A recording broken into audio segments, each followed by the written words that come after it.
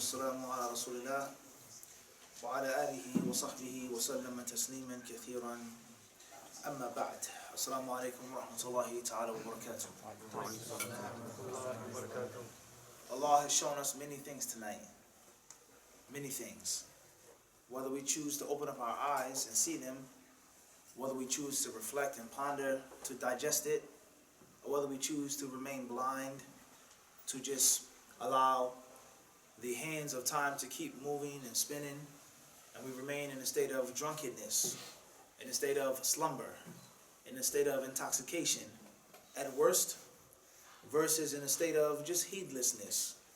And things that happen in life are accidents, or it's a coincidence, or it's nothing too serious, it's nothing too major, it happens, it's basic and it's simple. That's at best.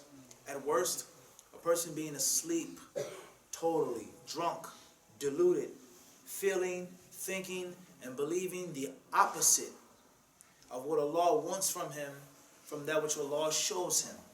That's at worst. And at best, a person is just heedless. They don't think, they don't ponder, they don't reflect. They're not digesting anything that Allah Azza wa Jalla is decreeing and ordaining upon him.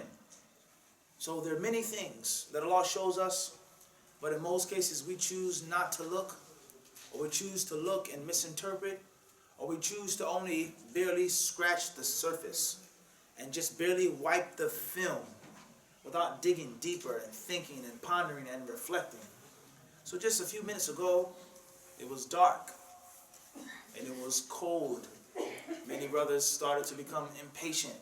Whether they said it, whether they said it not, but you could feel the impatient energy. You could feel the embarrassment. We're sorry, Sheikh, the wudu station, it's raining, it's cold, it's dark. We're going to use our phones. A few brothers made jokes. A few brothers tried to keep it cordial.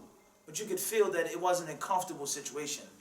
That you drove for 3 hours from another city, let alone the fact that we came from another continent across one of the Atlantic Ocean, but from 3 hours from one city to the next to do a lecture, and the masjid is pitch black dark. And the masjid is cold and it's damp, and this is an embarrassment. How can we do a lecture, a live stream, in which we have cell phones, in which we have on the lights?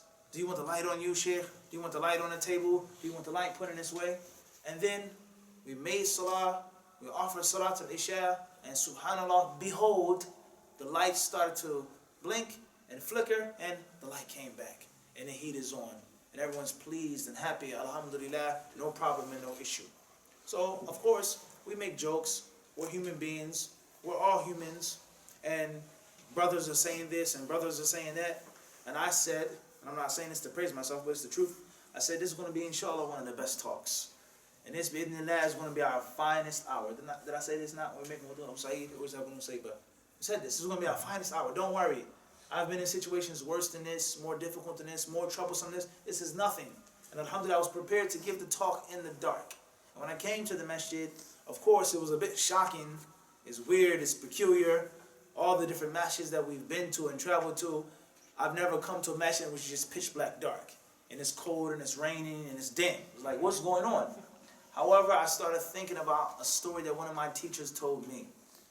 A story which I believe is only halfway applicable to this situation. But half is better than nothing. Half is better than nothing. So one day, we're in Medina. We're in the College of Hadith. I think it was maybe my second year. We're studying with one of the professors there. And this was when the iPad started becoming really popular overseas in Saudi. People had tablets. People had iPhones or iPod touches. But it was in the early stages. It was nothing like how it is now. Face recognition and retina and fingerprints. It was nothing like this, all right? It was in the early stages of development overseas. Of course, the West, UK, places like this were a bit ahead of the Middle East. So students were talking about the iPad, and they were talking about the computers and the laptops, Maktab al-Shamila, Jawami al-Kalim, the ways of making takhrij of a hadith electronically. So some of the students say, yeah, Sheikh, you should get one. You should do this. You should have a computer. You should. And he said, perhaps there's some good in this technology. Perhaps it is. He says, but what happens when you go to a place, you go to a country, you go to a masjid, you have your laptop, you have your projector screen, and all of a sudden, there's a power outage. The lights go out. Your knowledge, your hadith, your ilm, now where is it? You're going to be stuck, right? This is what he asked the students. They said, Naam, Sheikh, you're right. And he said, and this is one of the reasons why I would never ever depend upon a laptop. Or I would never depend upon a tablet or a smartphone for my class and for my lecture. Would I use it? Would I benefit from it? Mumkin. Hal asta'inu biha? Use it on the side? Maybe. But I would never a'tamid alayha i'timadan kulliyan. Total reliance and dependence upon a piece of electricity. And that's because I could be in a country in which there's no electricity. I could be in a land in which there's a power outage. And me, myself, let's pause that story for a second. I've been to a few countries overseas and in different parts of the world in which there's regular and normal power outages. Whether they run out of power or whether the government chooses to regulate the power distribution, that is too much electricity. And there lies no doubt this is normal in certain countries. I want to mention the name of those countries now, in which everybody knows it's 7 p.m., get your floodlights ready, get your candles ready, get your battery ready because the power is going out in 20 minutes. And you'll be shocked and surprised how people continue to live their lives with no electricity. The marketplaces do not shut down. The souk doesn't stop. No one is bothered or disturbed by the lights going off. So I've seen it with my own 2 eyes. But who would expect in such a modern and advanced and cultured civilization such as the United Kingdom to have power outage just like that? There's no storm outside, there's no hurricane, there's no tsunami, there's no earthquake or tornado, there's no supernatural natural disaster. Things are normal and the power goes out. It's abnormal. It's not some third world country, it's abnormal. But Allah Azza wa Jalla, He chose that to happen. And that's what I thought about when I was walking into the masjid. I said, inshallah, now I'm paying off the debt and earning the stripes from that sheikh when he said about never relying just on electronics. And FYI, a couple weeks later, the sheikh, he came to the class with an iPad. He actually brought an iPad and a laptop. And then all of a sudden, the laptop had stopped working. And the student said, yeah, sheikh, what's wrong with your electronics? He says, أَخَافُ أَنَّهُ قَدْ أَصَابَهَا أَوْ أَصَابَتْهَا عَيْنٌ. He says, maybe one of your what? One of your eyes fell upon the computer. He says, give me your wudu. Give me the water that you make wudu with so I can pour it upon the electricity. Ashahid. The point from the story, the moral of the story is clear, is that you never know what's going to happen to you. You may hear a piece of wisdom, you may hear a lesson, and it may take you 10 or 15 years later on to experience it yourself. And subhanAllah, that pertains directly to our topic of children and the father and son relationship. I myself remember countless things that my father told me that I didn't necessarily believe in, or I didn't necessarily understand, or I thought it was just some type of philosophy, some, falsafa. Yeah, sure, right. And then subhanAllah, 5 years later, 10 years later, 20 years later, you say, subhanAllah, that's what Abi was talking about. That's what he was warning me from. This is the potential that he saw. This is what he knew, what Allah had allowed him to know, what would happen in my life, so on and so on and so forth. So when it comes to talking to your sons and your daughters, a very important piece of advice is don't be hasty. And don't think that your advice has to be acted upon and implemented immediately. Your job is to sow the seeds. That's it. Water the seeds. Keep the weeds out the garden. That's your job. The flower will grow, it will bloom, it will blossom when it's ready and made to grow, bloom, and blossom. Just because your son isn't listening now, it doesn't mean that he'll never listen. Just because your son isn't following your legacy now, it doesn't mean that he won't grow and mature into it. And the same applies to your daughter. And many parents, they become frustrated. They become angry. They become upset. And they say, you're not listening. You're never listening. Are you listening? Are you listening, son? Are your ears open? Are you listening to me? This is how we behave and react with our children. Instead of, listen, son, this is the proper way of doing it. This is the best way of doing it. Proven. Not just because it's my opinion. You have to do it like this. You have to take care of yourself. And inshallah, he has the headphones on. He's playing the video games. Yeah, okay, Abby, right. Shukran. No problem. Walk off. You've done your job. You've taught him. You've explained it to him. If Allah wills for him to act upon that advice, He will. And if Allah does not will, you're not helping the situation at all. Rather, you're just making a further division and a wedge between you and him. And that's because the first thing that the child is going to say is, my father's always on my back. He's always harassing me. He's always saying the same thing. He's always embarrassing me. He's always lecturing me. Abby, the same lecture again?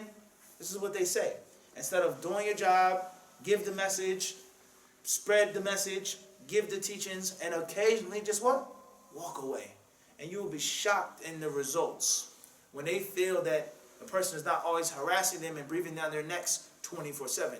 And you'll be shocked how much the child will appreciate the wisdom and appreciate the teachings when they themselves do it at their own convenience. And I can speak from that personally. What my father said to me 20 years ago when I was yay high, a little boy, now I'm this age, I have my own children, I have my own life, I value it more.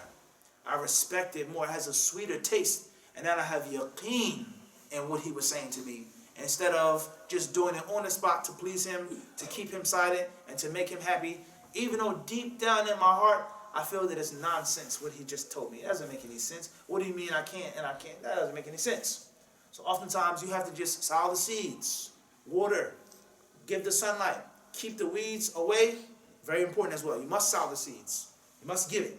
You must pour the necessary water. You must allow the necessary sunlight. You must keep away the weeds and the insects and the beetles and things like this. And then be patient and allow it to grow and to bloom by itself. And be you haven't wasted your role as a father or a mother. You did your job. And if they don't listen, if they don't follow, then that's not your responsibility. Khalas. That's all you have to do. And this wisdom is also applicable to knowledge and applicable to da'wah. It's a very important piece of advice for myself and a very important piece of advice for all imams and any type of da'i or student of knowledge is that you don't have to force the people to do anything. You don't have to beat the people upside their heads. You don't have to carry around a billy club or a nightstick. You teach the sunnah, you explain to them what's correct, you give them the nasiha, you speak, and that's it. And many of the pious predecessors, they would say this, such as Ibn Malik rahimahullah fima adhkuru wa illam yakun Malik fahuwa Umar ibn Abdul Aziz. He was asked, Ar-rajulu yujadilu an sunnah. Should a man fight and debate and argue for that which is correct and that which is the sunnah? Qala la. He said, no. وَلَكِنَّهُ يُخْبِرُ بِهَا فَإِنْ قُبِلَتْ مِنْهُ وَإِلَّا سَكَتَ. Tell the people about what's correct, teach them, explain to them. If they take it, then alhamdulillah, and if not, khalas. You've done your job. Abusing and harrying and harassing, no. You don't do that because that's only going to push someone further and further away. And it's going to cause them to have much, much more rebellion and lack of appreciation for what you're saying at the moment. Khairan, inshallah. So with that being said, Allah has shown us tonight is that what's important is how things end. إِنَّمَا الْأَعْمَالُ بِالْخَوَاتِيمِ, the hadith says. Deeds are only based off of their endings. It's not how it starts and how it begins, but how it ends. So the lights were off at one point in time. It was cold. It was confusion. It was a bit of disgruntledness. And now look, everyone is sitting in the lights. Walillahi alhamd. But the lights only came on when Allah wanted them to come on. It didn't come on by us continuing to fiddle and play around with this generator or this. Nah. We offered the salah. We submitted. We accepted it, what Allah had decreed upon us. The lights are off. We're going to make Isha. We're going to do the lecture. And that's it. Khalas. And then when we left it alone, we walked away from it. Behold, the lights came back on. That's a sign from Allah subhanahu wa ta'ala. And that is something that we should take. We should translate this into our daily lives. Try your best.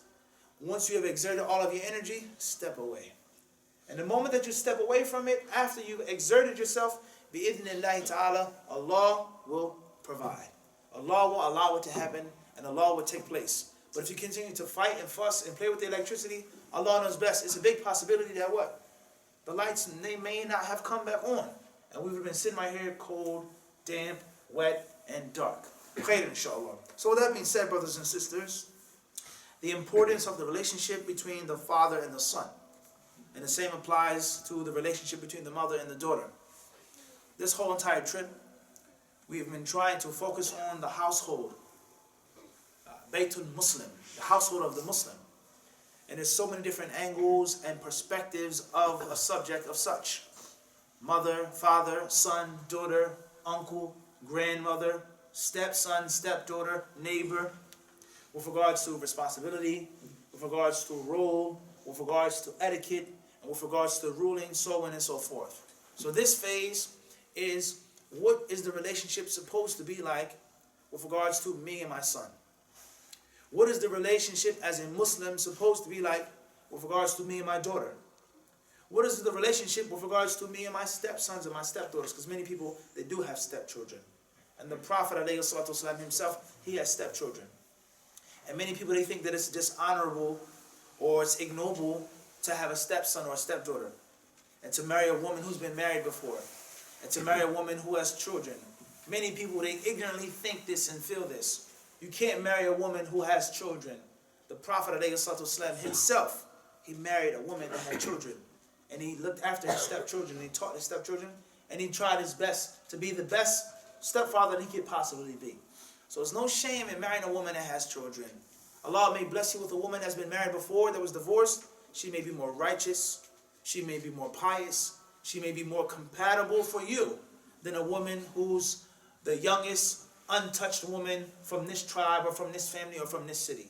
Allah could give you barakah and something that you don't know about and you don't even realize. So that's something to be mindful of with regards to blended families. And in the United States, there are many people who have blended families. They're married, they have a stepson, they have a stepdaughter, so on and so forth. Khairan, inshallah. But that's not what I want to talk about. I want to talk about what you should be and how the relationship should be. Because to me, that's too cosmetic. And that's too pretty. That's too synthetic. And that's what everyone is going to talk about. And everyone is going to say, picture perfect world. You're going to be like this. You're going to hold hands. No, that's not what we want to do right now. We want to talk about the opposite. We want to talk about what you shouldn't be. We want to talk about what you shouldn't do. The ulama of Islam, they say that there are different styles and ways of teaching. One style and one way is to ask a question. It's to ask a question. The Prophet ﷺ, he asked his companions, "Atadruna mal ghiba?" Do you know what backbiting is? The Prophet ﷺ, he didn't need the companions to answer. He was the messenger of Allah. He didn't need to expect to see what they were going to say. But he asked them, "Atadruna mal ghiba?" Do you know what it is? He taught them in the form of a question. And another style, uslubun akhar min asalib al-ta'lim, another way of teaching is for someone else to ask a question, as Jibreel alayhi salatu wasalam. And subhanallah, how perfect is Allah. The hadith of Jibreel is so amazing. Jibreel alayhi salatu wasalam did nothing but ask a question and give confirmation. That's it. Akhbirni. That's what he said. Tell me. Akhbirni. And then he said, Sadaqta. That's it. Nothing else. And the Prophet ﷺ, he said, Ja'a liyu'allimakum dinakum. He made Jibreel's questions as ta'lim. And all he did was ask a question. Not like the first style. Pay attention. There's a difference. هناك فرق. الحديث الأول أتدرون ما الغيبة؟ هذا سؤال من الأستاذ إلى التلميذ. أتدرون ما الغيبة؟ قالوا كذا كذا وكذا. أتدرون من المفلس؟ قالوا إلى آخره. ثم النبي عليه الصلاة والسلام أجابهم وشرح لهم ما المقصود الشرعي بالغيبة أو المقصود الشرعي بالمفلس إلى في أحاديث كثيرة. أما حديث جبريل فإنه قد سأل وما أجاب.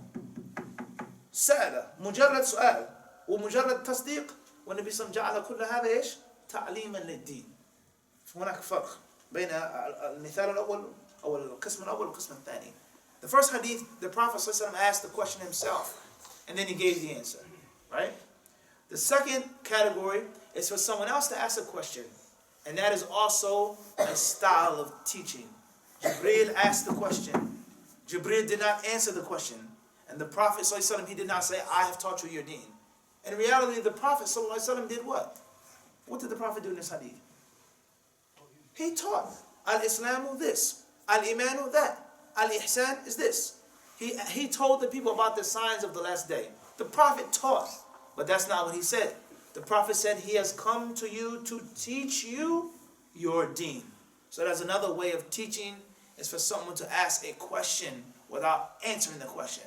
A third style of teaching is to teach with the opposite, is to reverse it. Instead of me showing you what the prayer is like, I'm going to show you what the prayer isn't like. Instead of me showing you the proper way to dress, I'm going to mismatch my clothes. I want to have all types of bad colors and fabrics. And I'm going to say, do not dress like this. This shade of red is not this shade of red. You have to be coordinated. This fabric, this style doesn't go with that. These boots don't belong with this hat. And I never ever show you the proper way of dressing. It's a huge difference now. I'm showing you the way that you're not supposed to dress. So you may not get it the first time. You may not get it the second time, the third or the fourth. But eventually, it's going to start clicking. Oh, I get it now. So if he's saying that he has on teal green, Kelly green, forest green, and you don't dress like this, he shows me 2 or 3 times. It clearly proves that if I'm wearing green, it has to be one shade. One shade of green, lime green. Everybody understand this? If I wear everything from top to bottom and it's all one color, and I say, do not dress like this, you will understand, wear different color socks to break the plain color. So therefore, that's what I want to do tonight, Bidnai Ta'ala, is talk about how the father is not to be. And to talk about how the mother is not to be. And Bidnai Ta'ala, as the ulama say, وَبِضِدِّ الْأَشْيَاءِ أَوْ بِضِدِّهِ تَتَبَيَّنَ الْأَشْيَاءُ. That things become clear and manifested through the opposite. You know what's correct from learning occasionally, not all the time, what's incorrect. So therefore, Bidnai Ta'ala, what is the relationship between father and son not supposed to be? What is the relationship between mother and daughter not supposed to be? And nothing here is based off of arithmetics. It doesn't just have to be father and son. Rather, it could be mother and son, and father and daughter. We have to get out of this stereotype that it has to be just father and son. No, that's not true. Mother and son, father and daughter. In the United States, that's what we say. We have a mama's boy, and we have a daddy's girl. Boys, in most cases, they incline more towards their mother, especially when they're younger. And girls, in most cases, they incline more towards the father. The father can't say no. The father, we call him, he's a softie. He never disciplines them. The children, they know that Abby is just going to be the sweetest, easiest thing. But Umi, we're terrified to break the rules with her. And vice versa. The son feels that the Abby is too harsh or he's too mean. And he runs and Umi says, come here, son, what's the matter? No, leave him. Don't punish him. Don't discipline him. She spoils him. And when he grows and he leaves the home, his friends and his companions say, oh, you're a mama's boy. Your mom is not out here right now. You better stop crying. She can't help you. In other words, it's time for you to be what?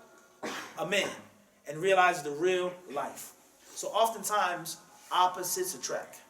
Oftentimes, the relationship is better with the mother and the son. And oftentimes, the relationship is better with the father, what? And the daughter. And this is proven.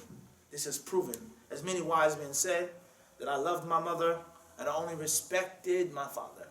One of the greatest leaders in history, I won't mention his name, this is what he said about his upbringing. I never loved my father. I respected him. I was afraid of him, but I never liked him and I never loved him. My mother, on the other hand, total different story. I actually loved her. I actually had a relationship with her. And life isn't always perfect. And sometimes someone may not like you. You may not have the best relationship, but that's not necessarily your job. Your job is not necessarily to be a friend. Your job is not necessarily to have the best, sweetest, perfect relationship. Your job is to teach your son. Your job is to educate your son. Your job is to protect your son. And your job is to prepare your son for the real world. That's your job initially. If you guys can be friends and get along and talk and be friendly, then alhamdulillah, that's a tremendous blessing. That's a tremendous blessing. And if that's not the case, you take what is there. And you may grow old, you may become sick, you may be upon your deathbed. Your son never liked you. But if you were just with your son, and you taught him, and you prepared him, and you sheltered him, you provided for him, he's going to come and visit you in the hospital. He's going to come and look after you.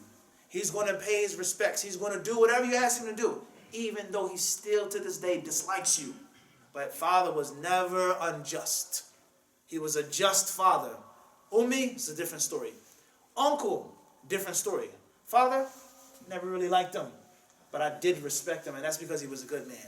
I saw him go from darkness and come home at darkness.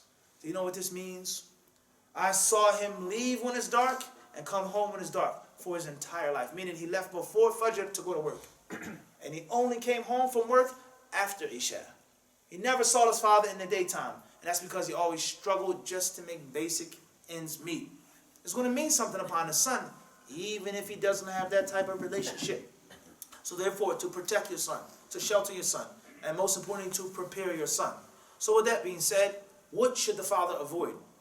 And how should the father not be with his son? I'm going to mention perhaps one or two things.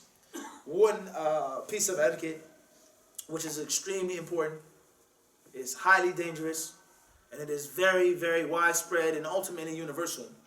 And most parents, most fathers, most mothers, they fall into. And it is something that the Messenger of Allah ﷺ has warned us from. And that is a piece of advice that the Prophet ﷺ gave to one of his companions, coming to him and asking him for advice. The hadith is in Sahih Bukhari. Abu Hurairah radiallahu anhu narrated, أن رجلا جاء إلى النبي عليه الصلاة والسلام فقال أوصني, give me advice, O Messenger of Allah. Give me wasiyah. Give me something to hold fast to.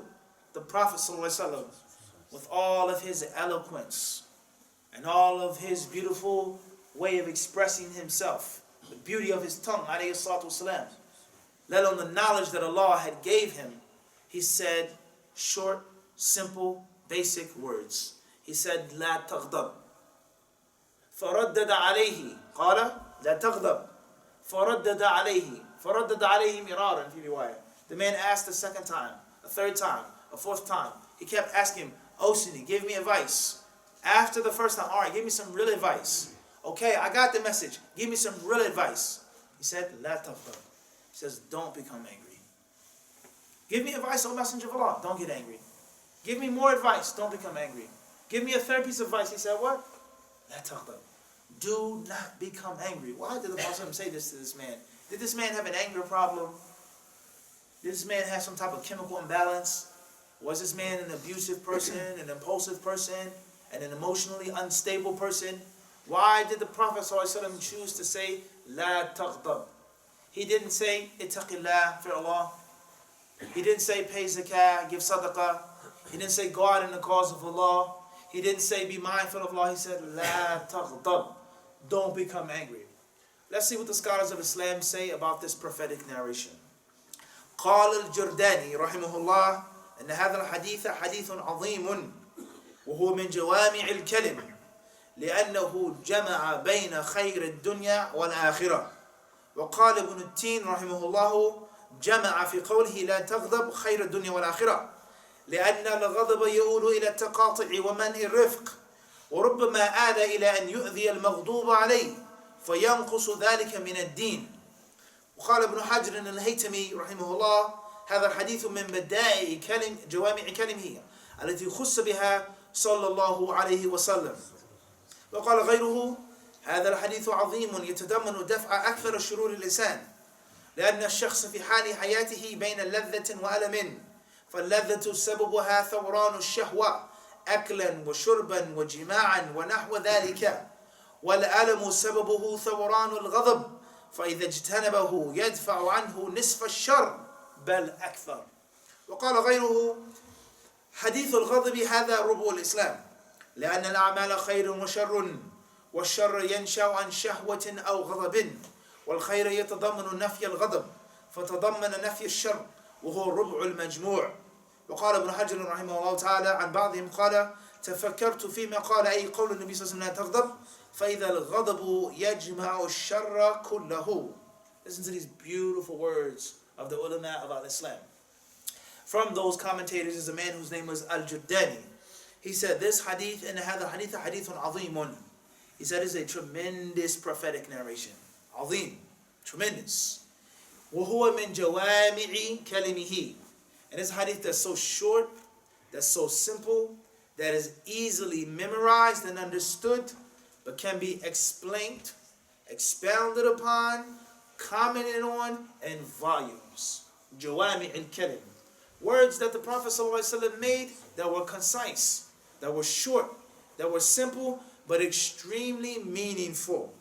And that is because لأنه جمع بين خير الدنيا والآخرة أو جمع خير الدنيا والآخرة. And that's because this hadith has included and it has mentioned the good of this life and of the hereafter. What does this mean? How can two words include the good of this life and the good of the hereafter? Kaif? How is this, ya akhi? The Prophet ﷺ said, La taghdab, do not become angry. And this man, he says, and he claims that the Prophet ﷺ in this hadith has given you everything of good of this life and of the next. Explain this to me, akhi, please. What does this mean? Fadda. You can take benefits from both this life and the next. The good of this life and the next. How? From two words, La taghdab. Because 3 words in English, or 4. Do not become angry. Because if you implement in this life, you'll get the reward for it. Nah, it's not convincing. Doesn't make sense to me. I'm not convinced. How does one simple hadith include the good of this life and of the hereafter? La taghdab. La taghdab. Don't get angry. Wow, how is this? Before we can understand these words and appreciate their beauty, we have to look at the ugliness of anger. Once more, the style is used again. You understand the proper thing from learning the improper thing. It's opposite. So in order for something for you not to do will lead you to getting the good of this life and the next, that means that prohibited thing has to be extremely what? Dangerous, destructive, ruinous, and ugly. Everybody understand this? This thing is so tremendously dangerous. It's horrible. It's formidable. That the sheer fact that you avoid it and stay away from it, that means you're automatically going to win. And you're going to get the good of this life and of the hereafter. Because anger is so what? Destructive. It's ruinous. It tears apart the threads of anything that you're trying to wear and put on. Danger causes you to say this, to do this, to feel this way, to have others do this, and the list goes on. How many humans have lost their lives and have their lives squandered, their souls poured out like water because of nothing more than what? Anger. This is universal, and this is accepted by the Muslims and the non-Muslims. We'll get back to that, inshallah, why anger is so bad. Another scholar, he said, why it has included the good of this life and the next is because لأن الغضب يؤول إلى التقاطع ومنع الرفق. It says anger leads to breaking and severing of relationships. Anger leads to destroying relationships. These scholars are not talking about father and son. But if a father is angry, he does not control his anger. He acts upon his anger. He allows himself to become angry all the time for the smallest, simplest trifle. It will eventually lead between what? He is here and his son is what? There. Now what can the son learn from the father if they're separated like that? What will the son listen to with regards to his father's advice if it's like that? When you get cancer and diabetes, or whatever happens to you when you grow old, your liver stops working, your lungs, whatever problem that you have in this worldly life, you think he's going to come and visit you? Serve you? You think he's going to say, Father, say La ilaha illallah before you die, oh Father? You think he's going to make wudu on you? You think he's going to clean you because you can't clean yourself anymore? The haughty man that you used to be, huffing and puffing and growling and snarling, and you were angry, you punched the wall and punched people. Now you're weak, you're sick, and you're old. You can't even clean yourself anymore when you use the bathroom. Your son is not going to have no love or respect for you if there's a total gap in separation. And that is a fruit of what? Of ghadab, of anger, he says. He then says, comment on this hadith, and perhaps it leads to those whom you become angry with being harmed. Verbally, call you a bad name. Son, you're this, you're like that. You say to your wife, come get your son. Come get your son. Look what your son is doing. I had to go to the police station and do what? Pick up whose son? Your son. He's no longer my son. Even though he has half of me as well. He looks like me. Rather, what he's doing now is what I used to do 40 years ago. Talk to your grandmother and she'll tell you, your father was the same way. Don't think that he's calm and collective now and he was always like that. He was wild just like you were. But instead of me calling it my son, he's now what? This is your son. So therefore he abuses his son verbally. Or he may actually physically hit his son. And then many fathers, unfortunately, they harm their sons and their daughters financially with money. If you don't listen to me and obey me by going to the school that I want you to go to, or picking the career that I want you to pick, or marrying the woman that I want you to marry, I will no longer what? Take care of you. I won't support you financially. This is the akhlaq of many, many fathers. In most cases, it only comes from what? Them becoming angry. Because I don't want to go to law school, I want to be a doctor. I don't want to be a doctor or a lawyer. I want to be a physician, or I want to be a poet. I like poetry. And I want to make a career being a poet. I want to write books on poetry, and I want to travel the world sharing my poetry. No. You must be an engineer. You must be a doctor. You can't get married to this woman. So therefore, I'm not coming to your walima. Don't expect me at your nikah. Don't expect me to come to your aqiqah. And I will not accept that child as my grandson. All of those harsh and nasty words are based off of what? Anger. Him not giving him any money is based off of anger, let alone actual physical abuse. It's based off of nothing more than what? Anger. So you may think that by beating someone and hitting someone, they're getting closer to you, or they're becoming more submissive, but in actuality, it's what? It's pushing them further away. Moving forward, he says, فَيَنْقُصُ ذَلِكَ مِنَ الدِّينِ. And when you become angry, you hit somebody, you slander, you curse someone, that is going to lead to your religion being what? Deficient. Because a believer is not supposed to curse. A believer is not supposed to abuse. A believer is not supposed to spit obscenities. A believer is never profane and obscene. A believer does not damage people physically with his hands and his strength. A believer is supposed to be the what? The opposite. So anger automatically leads to a deficiency in your what? In your religion. If your religion is deficient, then for sure you've already lost what? The what? What have you lost now? The akhirah. You understand now? The good of the hereafter is what? It's gone. And if you hit someone, abuse someone, beat someone incorrectly, unjustly, of course you've lost out on the good of this life. You got it now? How does hadith includes the good of this life and of the what? And of the hereafter. A third commentator, he says, this hadith proves that most evils that a man will commit and fall into stem from anger. They stem from anger. How is this? He says, and that's because لأن الشخص في حال حياته بين لذة وألم. Listen carefully to these words. He says there's one and two states that you're going to be in if you're alive. Joy or pain. Joy or pain. Sweetness or bitterness. One of the two. لذة وألم. You understand this? Either happy or you're sad. You're either sweet or you're sour. Right? One of the two. If it's not raining, cloudy, then it's going to be sunny outside. Alamin wa ladha, or ladha wa alam. He says here, what does ladha come from? Joy comes from what? It stems from what? Remembrance of Allah. La. We're talking about humans now. Just humans. It comes from something that you desire. Something that you want. Something that you seek. Something that you eat. Something that you drink. How you feel physically, sexually. Some type of joy or pleasure, some indulgence comes from a what? A lust. Something that you desire and that you want. Is this not the case? He says, and pain stems from and comes from what? Anger. It comes from inner anger. People that need therapy, you find them, they were abused.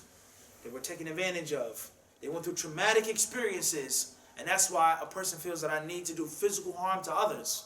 Not because I like it, or it's fun, but because it's hurting on the inside. And that's why we say hurt people, hurt people. That's the qaida, that's the rule. Hurt people do what? They hurt people. You're not killing people. He's not wiping away civilizations because it feels good and he likes it, but because he was abused and wronged at a young age. So the only thing that temporarily numbs that pain is to what? It's to hurt others. And if you read about the tyrants in history, people who killed millions of people, you'll find 9 out of 10 of them went through a seriously traumatic experience in boyhood. Read about this emperor or this Khan, or this dictator, or this fascist leader, or this person who killed all of these people, he himself was berated from his father as a boy. Or his father was a horrible drunkard, and he beat his mother to a pulp every single night, and he had to witness it and watch it. You'll find this is universal. So therefore, alam, this type of pain that a person is suffering from, it stems from anger. And when a boy sees his mother being abused and beat and hit and disrespected, he wants to fight back, but what can he do? He's this small and his father is this high. Him seeing his mother being hurt and harmed is going to cause him what? Anger. He's going to become angry. And that anger is going to make a cycle. He says, rahimahullah ta'ala, وَالْأَلَمُ ثَوْرَانَ الْغَضَبِ فَإِذَا اجْتَنَبَهُ يَدْفَعُ عَنْهُ نِصْفَ الشَّرِّ بَلْ أَكْثَرُ. And therefore, when a person avoids anger, half of evil, rather more of evil, he'll be removed therefrom. So let's stop and let's think about a father and his son, a mother and her daughter. What happens when a father has an anger problem? The son drops something on the floor. The son makes a mistake. The son has an imperfection. The son has a flaw. Rather, it's nothing that the son did. But the son takes out on the child the fact that he looks like the mother, or behaves like the mother, and he doesn't like the mother, or he's not with the mother anymore. So he's going to take it out on this poor son, the fact that something is wrong. And the smallest, tiniest, most minute mistake, he's going to amplify it. And it's going to turn into the end of the world through anger. So how close will the son be? How much will the son learn from the father if the father cannot control his anger? The scholars of Islam, they say this hadith has two main interpretations. When the Prophet ﷺ said, لا تغضب, is على أحد معنيين. The first interpretation is, لا تغضب. Is literally, don't get angry. Even though you have the ability or the reason to get angry. Do not become angry. And others, they say, لا تغضب, يعني لا تنفذ الغضب. When you do get angry, do not implement your anger. Son, you just broke this. I just told you to sit down. You got in trouble at school. I'm very angry. It's embarrassing for me to take off of work and come to your school to talk to your teacher because you couldn't behave in class. There's no doubt about that. But I'm not going to discipline you because I'm angry. And I'm not going to embarrass you in public because I'm angry. I'm going to discipline you for your own benefit. Because if I strike out because of my anger, it's going to be above what you did. It's going to be beyond what you actually deserve of discipline. And what is the purpose of disciplining a child except for what? The child being straightened. And not you taking revenge against the child. And many parents, they make a mistake like this. And they have different extremes. One extreme is, you're getting a beating. No doubt about that. You're going to get a beating. There's no doubt about that. I'm putting you in punishment, and so on and so on and so forth.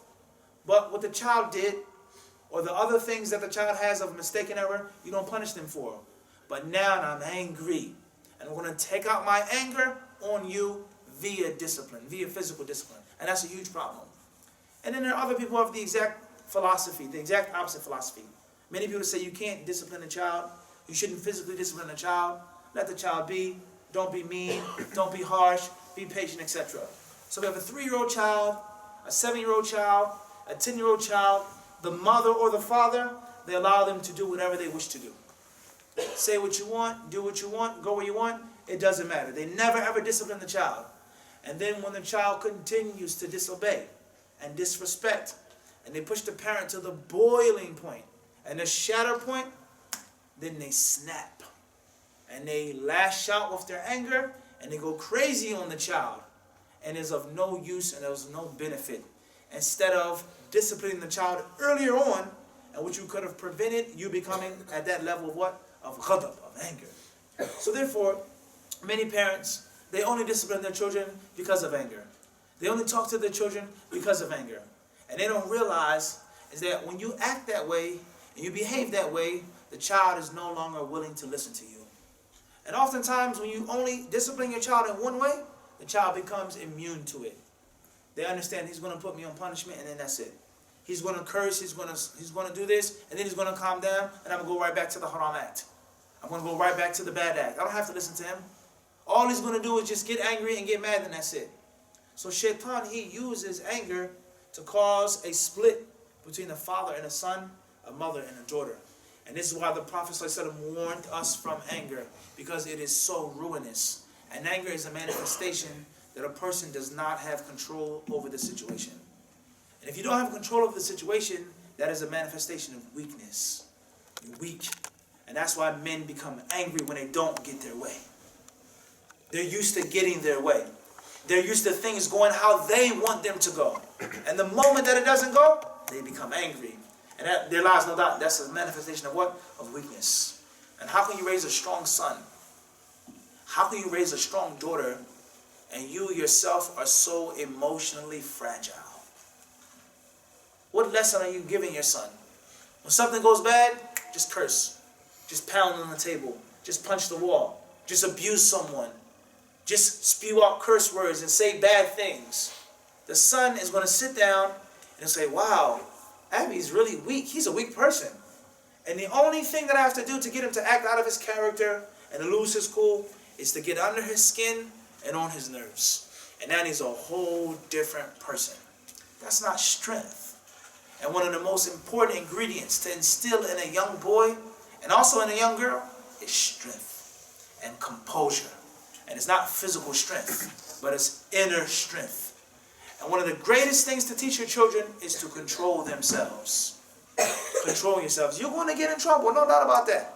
But there's no point in me becoming angry. I want to discipline you with a clear mind. And I'm going to discipline you in an objective manner.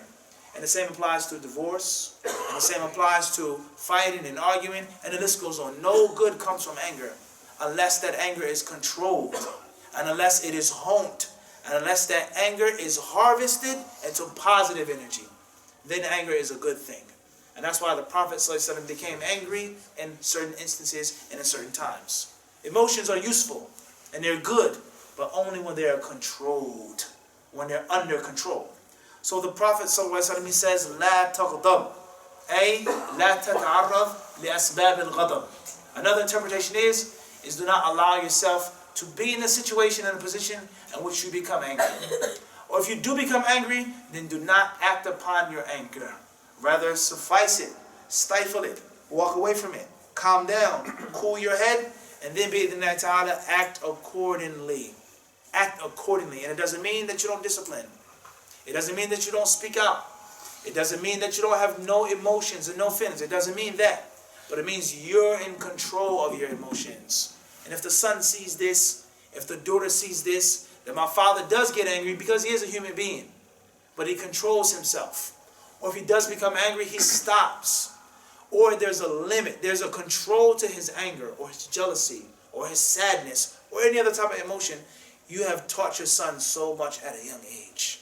And he's going to know how to behave and how to do things the proper and the correct way.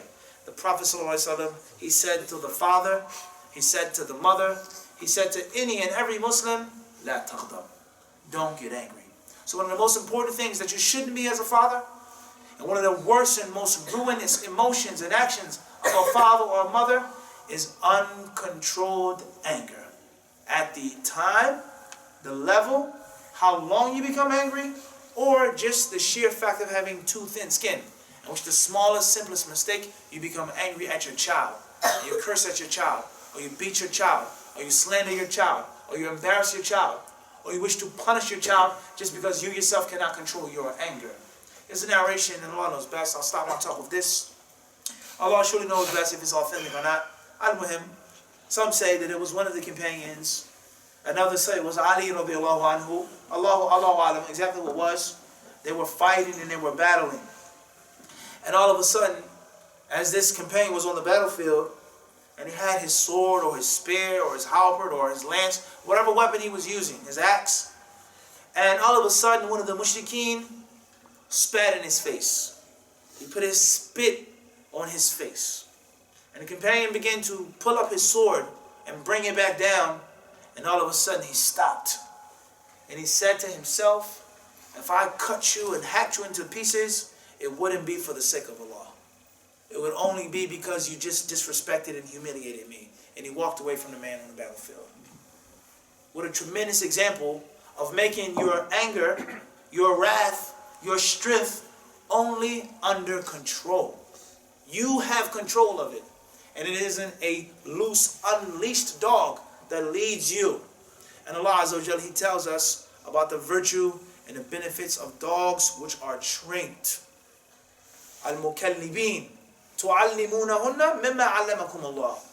You teach them from that which Allah has what? Taught you. What does the Prophet say about a dog? Muslims are not allowed to have dogs.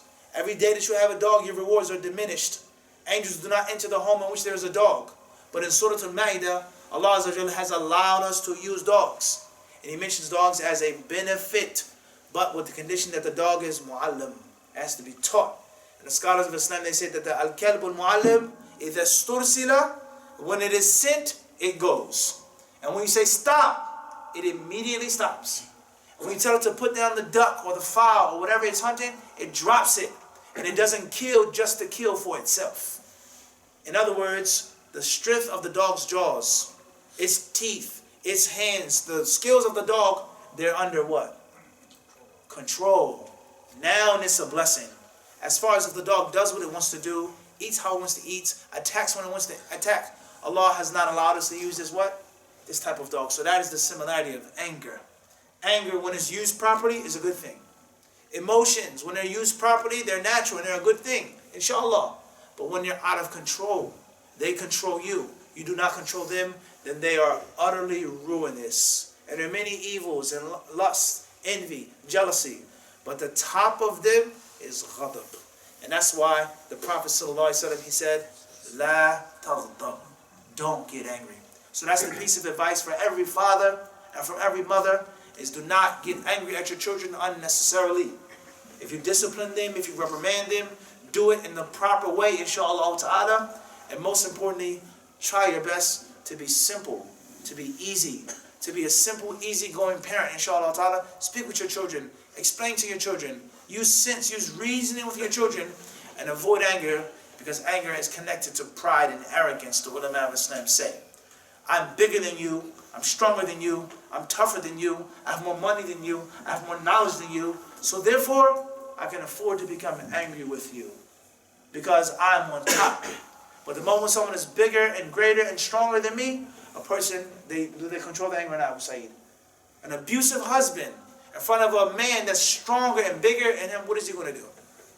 He's not going to do much. And that's because his pride is now on pause, because he knows that he's outmatched. But a weak, poor, helpless woman, he's angry all of the time. So unnecessary anger, extreme anger, easy anger, anger that is extreme, is a sign of weakness in a man. And weakness and iman are like water and oil. Just like strength and iman is like white on rice. Muslim is supposed to be strong. Al-mu'minun qawi khayrun wa ahabbu ila Allah min al-mu'min ad-da'if. The believer who is strong is better and more beloved to Allah than the believer who's weak. So strength and iman go like white on rice. Weakness and iman go like water and oil. Allah Azza wa Jalla surely knows best. We ask Him to make us good fathers and to make us good mothers, and to allow our children to learn and benefit from us, and allow us to have good relationships, healthy relationships with our children and our stepchildren, which we can help them and serve them for this life and of the hereafter. And Allah surely knows best.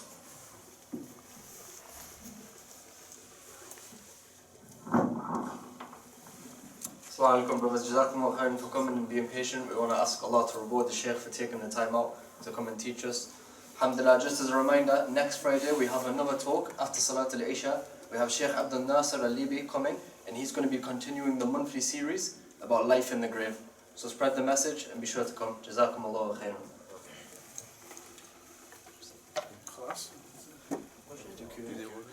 If they like, inshallah. If not, no problem. Inshallah, we'll have some time for questions, so if anyone has any questions,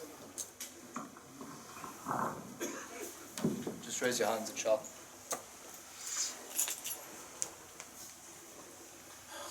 Inshallah. We'll take a few from online, sure. Fadda. Go ahead, Akhi. What about the best thing to do is when you like ex, doesn't that same kids? Like Like, what should I do if I'm not allowed to see my kids? Like, If you're not allowed to see your children. yeah. Okay, tight. If you're not allowed to see your children, it depends on why. If it's something that you're doing and it prevents you from seeing your children, whether it's Islamic or whether it pertains to some legal issue, try your best to stop that, to avoid it, wherever it may be, whatever that reason may be. Seek Allah's help and try yourself to take the practical steps to avoid the reason behind you not seeing your children. As far as if it's something that you're not doing but you did in the past, you did wrong, or whatever the reason is in the past that prevents the system or your ex-wife, or I'm not saying you have a girlfriend, a person he has a girlfriend, he has illegitimate children, whatever the reason is, whatever it is, and you can't see the children because you abused them last time, or you used to drink, or whatever the reason is, whatever the reason may be, then make tawbah to Allah, repent to Allah, ask Allah to forgive you first and foremost. Allah, no human being, make a sincere repentance to Allah and ask Allah to rectify and to fix the wrongs that you have made. And then you go to the human being and apologize. Listen, I'm sorry. I'm a human just like you're human. I made a mistake. I was under this influence or whatever. I'm sorry. Please forgive me. I'm better now. Inshallah, I've taken the necessary steps. I'm fixing my life. Would you allow me to see my children? Seeing my children is going to help me remain firm upon moving forward. It's going to help me remain firm upon positivity. As far as if it's not from your doing, it isn't a mistake or an error that you made, but someone is oppressing you and wronging you to see your children, then you got to be patient. You got to be patient. And you have to realize is that there are people who have a much better relationship with Allah. People who had a much greater relationship with Allah, who went through much worse than we are going through. And there are people who are far from Allah, have the worst, if not no relationship with Allah, and they have easier lives. And they are not tested and tried how we are tested and tried or put through trials. So you have to realize that it's a test. There are people who had their children killed in front of their eyes. Imagine how traumatizing that is. For you to get a phone call that your son is dead, he died in a car accident. Your son was shot in a random shooting, in a fire. Your son was rushed to the hospital, he had a heart attack. Your son was playing at school, in a freak accident, as they say. He fell from the jungle gym and he snapped his neck. He died instantly. It's traumatizing. Let alone your son was shot or stabbed to death.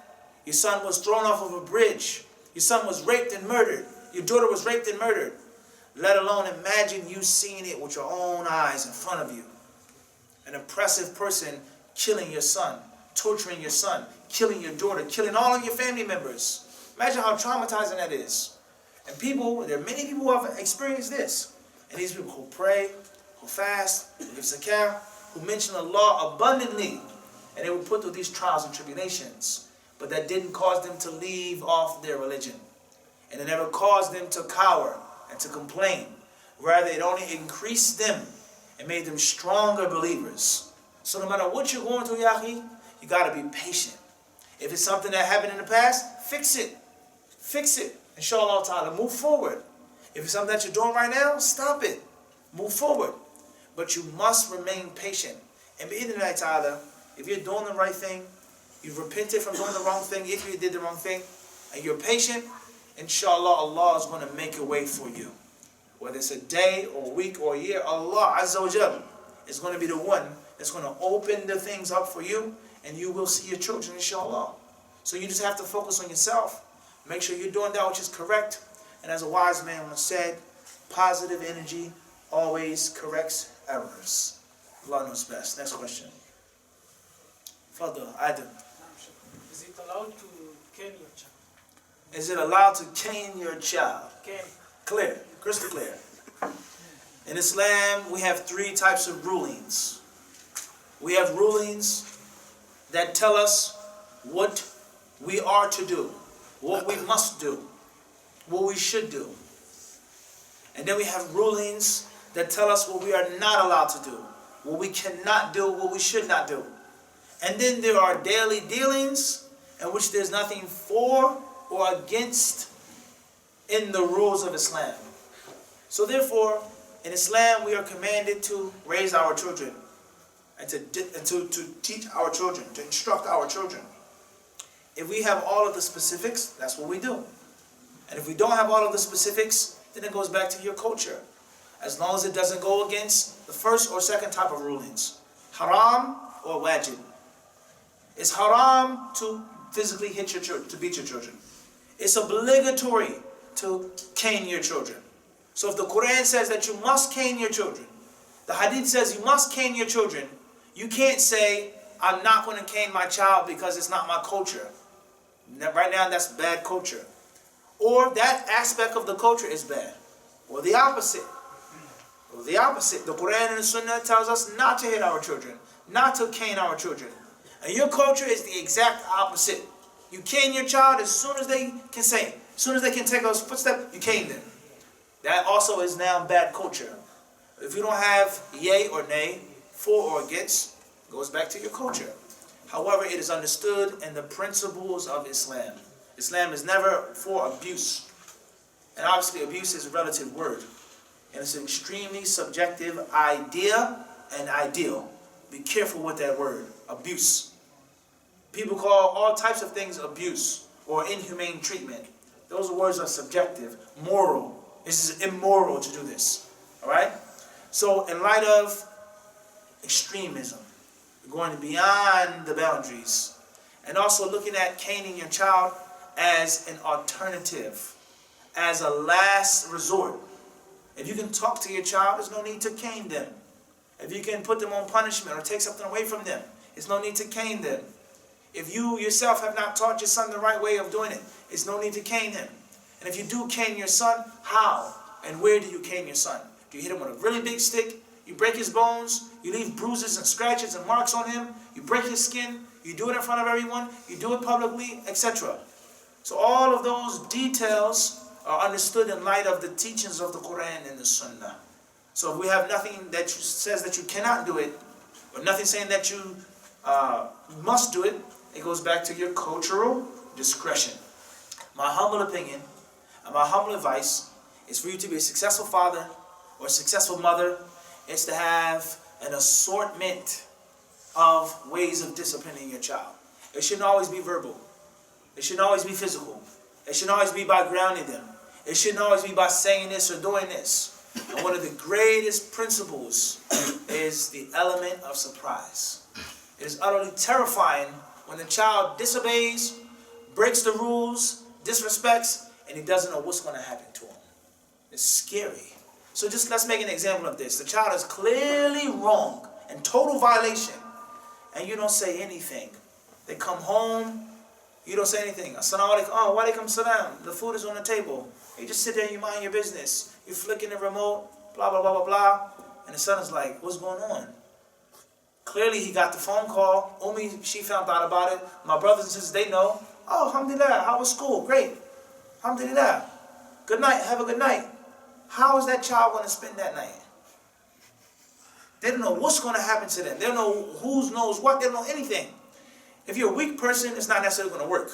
But they have been physically disciplined before. Or they know that you're a strong person and you're not becoming angry, you're not becoming mad, you're not saying anything to them. They're going to be terrified. And they don't know, is my phone still on in the morning? Is my service still on? Did my father cut off the phone? Am I grounded? Am I suspended? He doesn't know. So you have to diversify and mix up your teachings as a parent. And it can't always be holler or beat and cane. Go to your room, your own punishment. It can't always be that. Keep them on edge. They don't know what you're going to do or say. And that element in itself is a tremendous technique of successful parenting. So I would say sometimes you may have to cane your child. Sometimes, quote unquote. That's a harsh word, cane. In America we say beat or hit. Cane is a British thing or European thing. Sometimes you may have to put them on punishment. Sometimes one of the worst punishments is taking away the electronics, the gadgets. We're going for a road trip, guys. 5 hours you're going to be in the car. Abdurrahman is going to have the iPad. Aisha is going to have the iPod Touch. Fatima is going to have this phone. And you're going to sit there for 5 hours with nothing to do. Or we're going to go to the candy store. Pick out whatever you want. There's no, you only have $10, spend it wisely. Pick out whatever you want. No, you stay here. You're not getting anything. You can cry and cry and cry till the river runs, we say. Cry until the Euphrates. You're not getting no candy. Your brothers and sisters, they're going to sit in front of you, open up your bags of candy, eat in front of him. How is it? Is it good? Does it taste good? This is what happens when you disrespect your teacher. This is what happens when you hit your little sister. This is what happens when you talk back to your mother. It can't just be one mode. That's the point. Wallahu a'lam. Fadlan akhi. What would your advice be for those who have non-Muslim family members or even Muslim family members but they're not practicing the religion, to bring them to the religion without pushing them far away? Advice. If you have non-Muslim family members, or Muslim family members who aren't that religious, they're not practicing, or they're doing things which are wrong, what would your advice? Whoever wants to lead a people should walk behind them. Whoever wants to lead a people should walk behind them. Stop and think about what that means. If you want to lead someone, don't walk in front of them. Walk behind them. In other words, don't tell them to get up for Salat al-Fajr every single day. They've heard you say that 1,000 times. You make sure that you're up for Fajr. You go outside, you make sure you lower your gaze. You make sure you do the right thing. You manifest the beauty of Islam and your character. So if a non-Muslim mother, of course you have to verbalize it. We're not saying it's some type of silent philosophy. No, you have to make da'wah. Call them to the deen. But you did that already. She didn't want to listen. Or led to a really, really bad argument. A really bad argument. So now make sure that you're the best son as possible. We cannot agree on Jesus is God, Son of God. We can't agree on that. We're not going to talk about that. But as a son, I'm going to do everything I possibly can to be the most obedient, respectful, benevolent son as possible. Speak with your actions. Lead with your actions. If the words don't work, then inshallah ta'ala, be the best that you can be.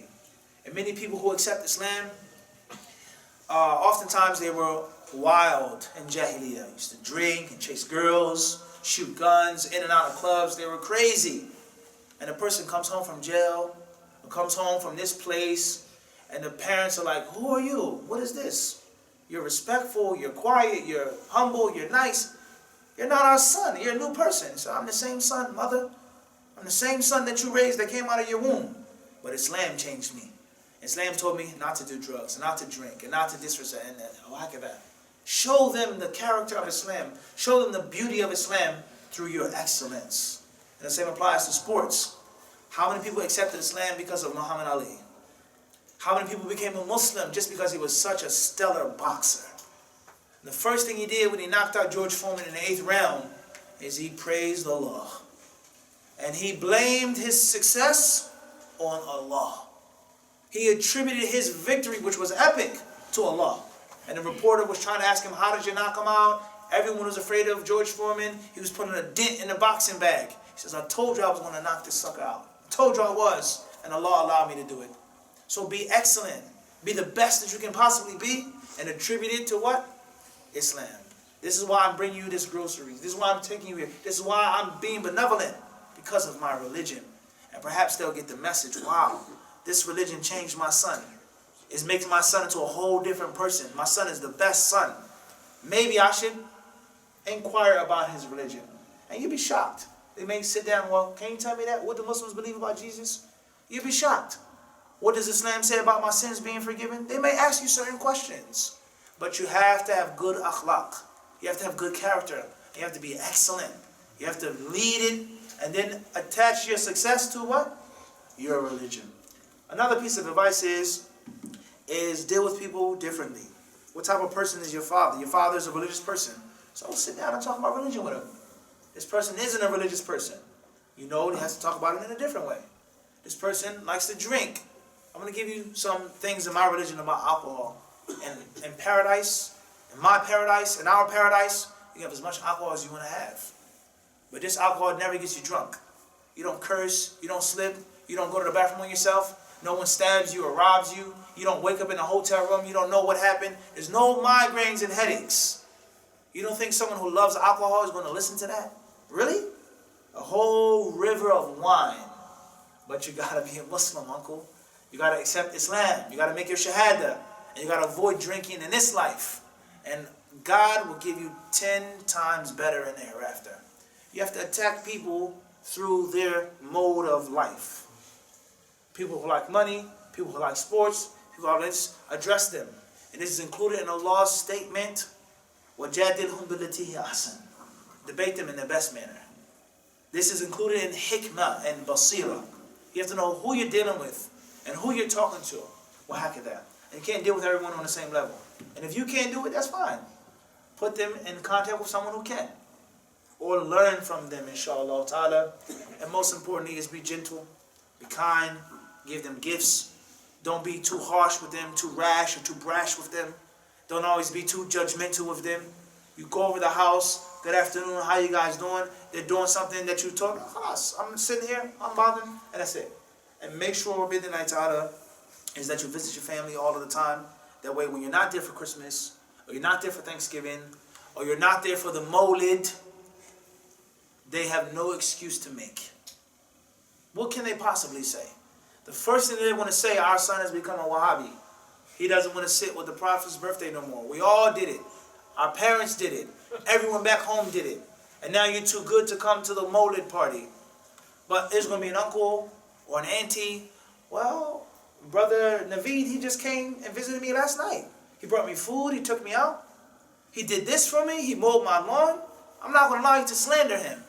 He doesn't agree with us in our way, in our tariqah or whatever. He's a Wahhabi, but he's a good son. He's a good nephew. So you can't say anything negative about him.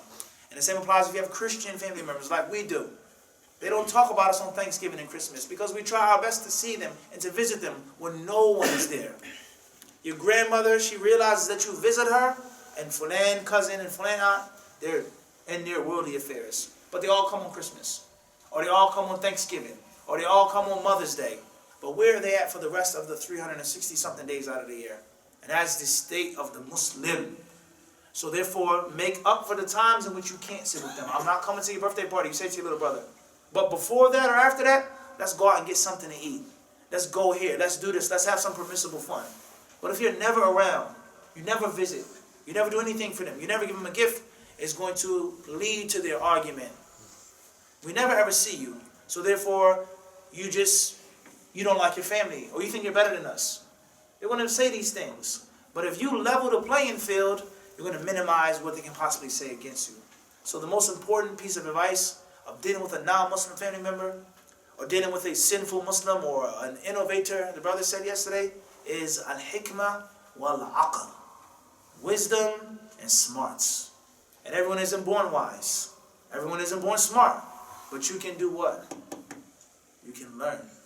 You can learn it, inshallah, and you can practice it to the best of your ability. And Allah knows best.